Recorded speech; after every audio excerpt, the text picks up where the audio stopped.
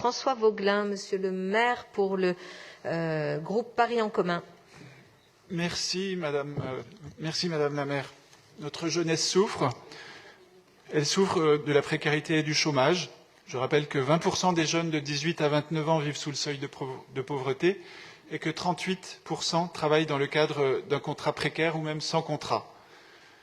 Elle souffre du couvre-feu et de vivre enfermée dans des logements trop souvent exigus. Elle souffre de ne plus pouvoir aller étudier en cours. Je rappelle que 15% des jeunes vivent dans moins de 15 mètres carrés et 43% des jeunes non diplômés n'ont pas accès à Internet.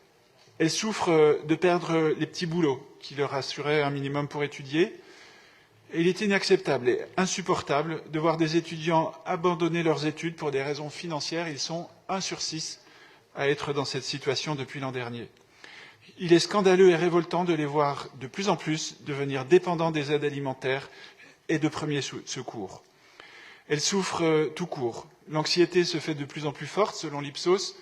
Ce sont 73% des étudiantes et des étudiants qui ont été affectés sur le plan psychologique par cette crise et 23% d'entre eux qui ont eu des pensées suicidaires. Oui, c'est dur d'avoir 20 ans en 2020. C'est bien de l'affirmer, Monsieur le Président de la République, mais c'est encore mieux d'y remédier.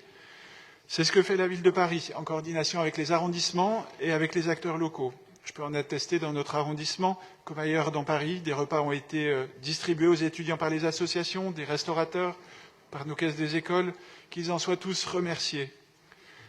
Nous menons des dépistages dans les résidences du Crous, nous mettons en place des soutiens psychologiques et des groupes de parole, et des espaces de travail sont aménagés. Nous soutenons les jeunes, mais nous nous sentons bien seuls. Disons-le tout franc, nous ne sommes pas aidés. Et encore moins lorsque l'État, par 2 fois, baisse les APL, ou lorsque la région, par 2 fois aussi, augmente le prix du pass Navigo. Alors, mes chers collègues, l'objet de ce vœu, soutenu par tous les groupes de notre majorité dans le 11e, est simple.